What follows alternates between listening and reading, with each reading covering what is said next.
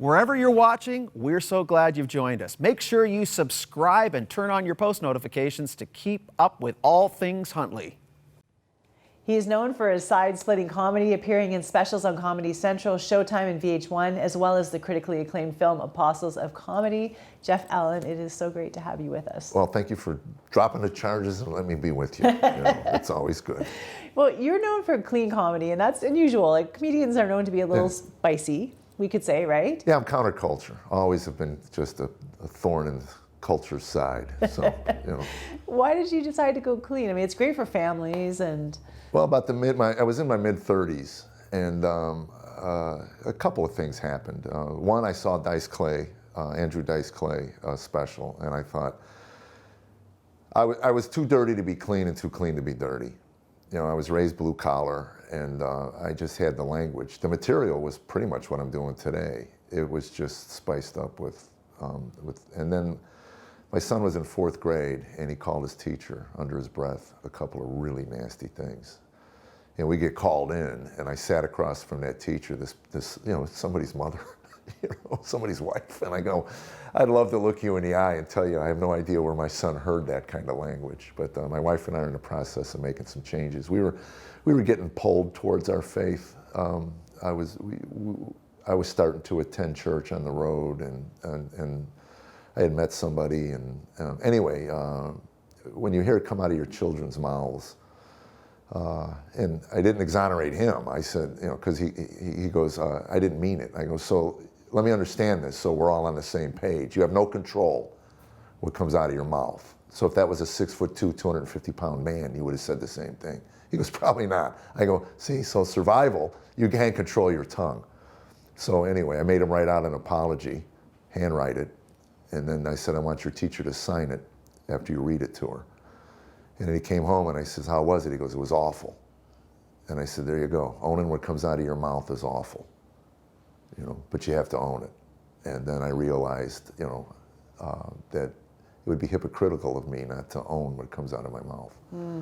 So anyway, I just decided I'd pay my kids a quarter for every foul word they heard come out of my mouth, and I got tired of handing out quarters. Wow. Okay, that's a great story. I love it. Your kids have inspired you. And you talk a lot about family in your shows, specifically marriage. Your Happy Wife, Happy Life show is so popular. Why do we love laughing about just the trials and ups and downs of marriage? I just think that it's, for me, what makes me laugh is truth, and then just kind of embellished. And there has to be a relationship, no matter what art you're doing. There has to be some kind of relationship to the viewer or the listener. And I think it's something we all relate to. You were referencing a change in your life, and you have a great story. I mean, the beginning of it hard, the end of it amazing. Yeah. So tell me a little bit about, you and your wife were kind of in a rough place because of an addiction. Mildly. We were in a rough place because we had a lot of baggage. I was addicted to cocaine and alcohol, but I quit doing that 9 months or 10 months into our marriage. Almost a year, I quit, and then that just kind of put me on a road of recovery. I was not a nice man. I was an angry, bitter, jaded, cynical, foul-mouthed human being. Very condescending at home. My wife told me years later. She goes, "You probably weren't even aware of how many times you'd roll your eyes." I'd say things and I'd go like, she'd say, we should do, like, oh, here we go again. And she said, it just made me feel so small, And again, I didn't consciously do that. It just was who I was. So anyway, I just started a recovery program. I just went inside. I'm in the process of writing a book now called The Examined Life, based on Aristotle's quote, an unexamined life is not worth living. And it's just a lifelong process. Probably 7-8 years into a 12-step program, Tammy and I decided to get a divorce. Papers filled out, notarized by a notary. We didn't have anything to split up. We were broke. And at that point, I just told her, you can have everything, we have. I just want you and the kids to be comfortable. And you deserve better than me. You do. Wow. I was so broken. But that's right where you need to be. I've always said when the world breaks a man or a human being, They just toss them in the trash heap and they leave them there. When God breaks a man, it's for a reason, and build them back up. And you know, we were 10 minutes filing divorce papers from the courthouse, and Tammy changed her mind. Why did she change her mind? That's a good question. You know, it was interesting. And it was funny, we were sitting on the side of a road of an interstate having the conversation. And I told her, "You're out." And she said, "What do you mean?" I go, "You're out, Tammy. I'm trying." But I just could not stop the rage. Just couldn't. I mean, I'd go weeks, months, but then eventually I'd explode and break a bunch of things and scream and holler like a banshee. I have a phobia of dairy. If it's been in the refrigerator too long, I don't care if it's well or not. I get a point, I throw it out. So anyway, she finds this piece of cheese in the trash, and I open the new one, and it just starts. Why did you throw it away? I don't want it. And then she says, "Well, it's perfectly good." I go, "Fine, you eat it." And then it just escalates, and I end up on a chair yelling at her, "I don't want it. Can you hear me? Are you deaf? I don't want it. I don't want it. I don't want it. I don't want it." She falls to her knees and she's sobbing.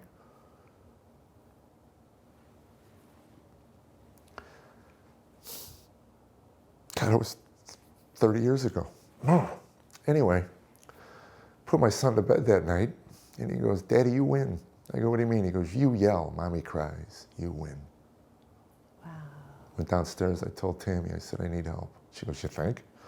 You know, "You think?" And I went into therapy. Probably the next week, I went to a meeting that night. I remember him going, "Does anybody know a therapist? I have an issue with anger." And that kind of set me on the self-help journey. And then I went through New Age, Buddhism. I was seeking. I was examining my life. Yeah, you're doing 12-step, and they're talking about a higher power. You're an atheist, so you're kind of like, what do I find? Well, that was it. I mean, and I said, look, if I'm making up a deity, that makes me delusional. I mean, I understand God exists or he doesn't. I don't believe he does. But I also opened my mind to crack. I say I moved from atheism to agnosticism. I knew I didn't know. And I did the prayers. They told me to pray. So I did the 3rd-step prayer, which is, I did this every day for years. Remove me from God, I use God. Remove me from the bondage of self so that I may better do thy will. Take away my difficulties so that victory over them, others may bear witness to thy strength, thy power, and thy way of life. God has answered those prayers because I go around the world now and to share about how my difficulties were taken away. And I also did the serenity prayer. Grant me the serenity to accept the things I cannot change. Courage, change the things I can, and wisdom to know the difference. Courage and wisdom. Eventually you learn courage and wisdom come from God. I had a beautiful therapist. It was interesting. She saw, immediately. I went there and 2 things. We tried to counsel together and we couldn't. We just bicker. Well, you said, and I said, you know. So anyway, she separated us. But before she separated us, she asked Tammy, "What do you want from our time together?" And through her tears, Tammy said, "I want him to be the way he was when we were dating. He was so much nicer." And the therapist kind of laughed and said, "It'll never be the way it was when you were dating. That's an illusion. It's not real. This is real." And then I read, she put a book in my hands called Road Less Traveled. And Scott Peck, the author of the book, wrote that true love cannot begin in a relationship until conflict enters the relationship. Wow. Everything that leads up to that first moment of conflict is an illusion put there by God to keep the species going. And it's interesting because you look at the cultures today around the world and they chase the euphoria. They avoid the conflict. And I avoided conflict. Prior to meeting Tammy, every relationship I ever had, when conflict entered, I fled. So what has facing conflict with Tammy given you now? The strength of knowing that she'll be there. Tell me, you're on all these steps toward God, but you're not there yet. So how did you get there? How did your life really begin to change? Tammy was having an affair. And when I found out about it, she was in California. We were living in Arizona. And I'm not breaking any trust. She shared this on a video. I told her to get home. I found out, I called her, you know, and said, get home. And I was getting self-righteous. And it was one of those moments where finally it's not me. Finally I got, you know. And had she come home that night, which she was supposed to, I don't know if I'd be married today, because I was loaded for bear. And I wrestled with God that night. Paced my room like a caged cat, waiting for her to get home. And every time I'd get self-righteous, that little voice would go off inside me. Really? Remember the time you stood on a stool in the kitchen? And you remember the time you smashed all the dishes? Remember the time? You know? And there dozens of them. So she didn't come home until 8 o'clock the next morning. And I picked her up at the airport and was exhausted. I put my arms around her, gave her a kiss on the cheek, and I said, she goes, that's it? I go, baby, we're a mess. We have 2 kids at home that need parents. If this is what you want, then you can have them. I'm not going to stand in your way. But if it's not what you want, we need to do a lot of work and get through this together. And I told her flat out, I'll take 50% of the blame for this mess.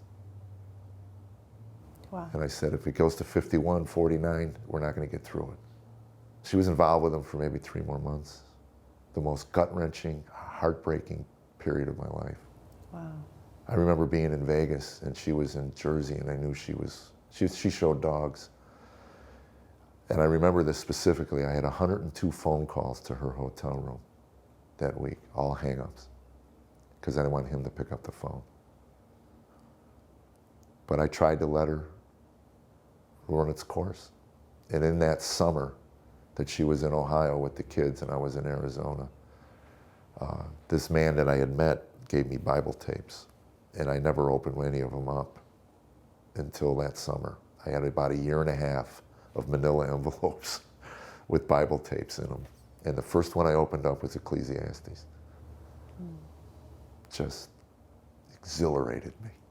Meaningless, meaningless, all is meaningless. And what I got out of that first tape, first sermon I ever really listened to, 45 minutes, life without God will have no meaning. Without meaning in your life, there's no purpose. Without purpose, you might as well off yourself. Suicide.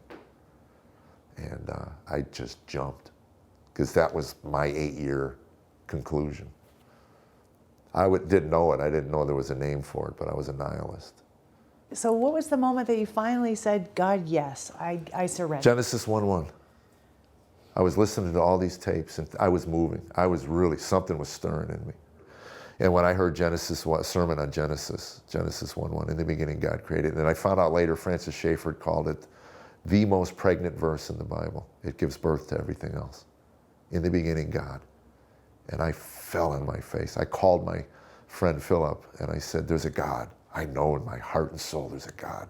He goes, yeah, I know. I've been trying to tell you for like 1.5 years. And I go, yeah, but I didn't know that. He goes, what's your problem? I go, blasphemy, cursing him, denying him. And I threw this tears. I said, why would he want me? And he says, have you gotten to the cross? I go, what's that? He goes, oh, can't ruin the ending, you know. And I started listening to everything I could on Jesus and the cross. And the prodigal son, to this day, tears me up. The thought of the father running with open arms to the fallen one. And then the normal reaction by the good son. What does he get?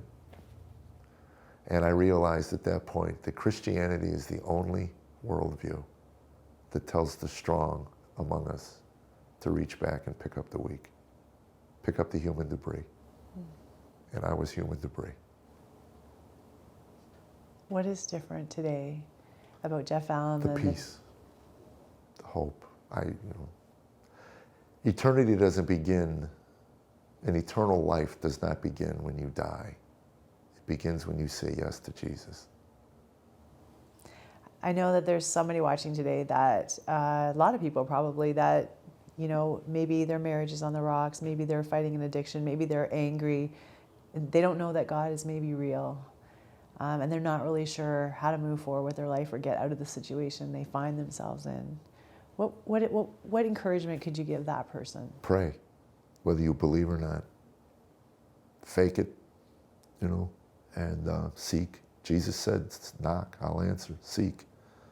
So swallow your pride, get on your knees, say, I can't do it anymore.